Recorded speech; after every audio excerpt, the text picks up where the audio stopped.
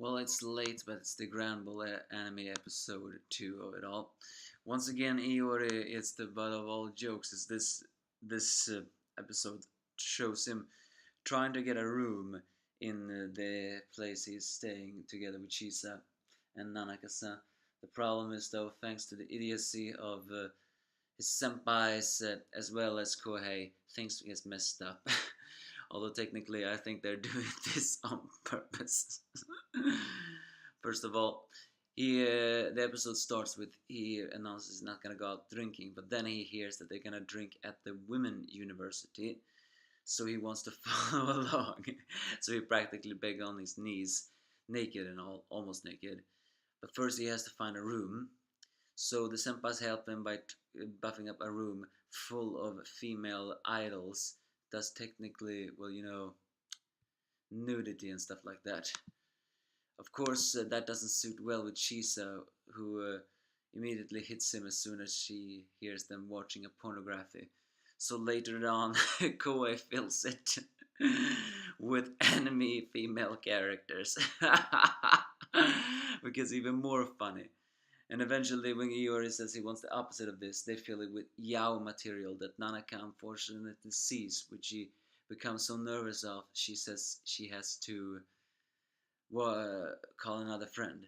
So eventually, Iori just tells them to get rid of it all and just make it more believable for Shisa. And how do they do that? Well, Nanaka-san. And how do they do that? Well, they fill it with pictures of Shisa, who, after immediately seeing it, gives him the worst room of all. The same meeting place for the PHB. Later on, when they all are gathered, all the three members are gathered together. Koei got tricked because apparently Kaya, a seiyuu he's a very die-hard fan of, usually goes to the driving shop. And yes, she does go to the driving shops, but it's revealed she hasn't been here for a very long time.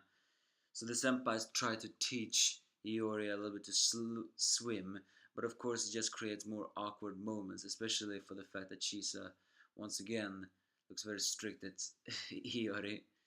So eventually, Nanaka-san shows a surprisingly sweet side to her as she takes Iori to an aquarium where Iori sees a different side of Shisa using photography, a very happy one. And also a very beautiful animated scene with beautiful music happens as they see all the ocean's animals in one dome. Feeling motivated to learn how to dive at last, Iori buys Shisa a gift, apologizes, and says that he is going to learn how to dive. So the episode ends just with Shisa saying, well, you should have given me something cuter, you idiot. I mean, this once again shows that Iori and Shisa will have that typical tsundere-like relationship. Not to the fact that I don't think they will be get together, but Shisa is almost always showing hostility towards Iori, mostly because she always causes Iori in an extremely awkward and not to mention a little bad positions. But there's some slight hints there that she wishes that she could really befriend Iori, but because of Iori's always idiocy and the fact that he always ends up in bad situations, she feels like that cannot happen. It is also revealed that Nanaka-san is surprisingly shy when it comes to, well, hentai, so to speak. From a sitcom that is very unexpected, but she mentions a friend she's gonna call. Also, the senpais of the diving club. Well, they are sadistic jerks, really. I think they really like to see Iori suffering. Koei once again steals the show on how much she really wants to see Kaya-san and his idols and his Japanese anime characters. All in all, it has some funny moments, but it really was more a little bit embarrassing of it all.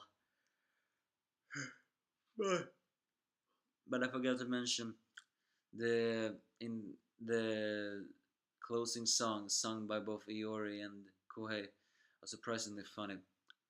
Give me your thoughts if you have any.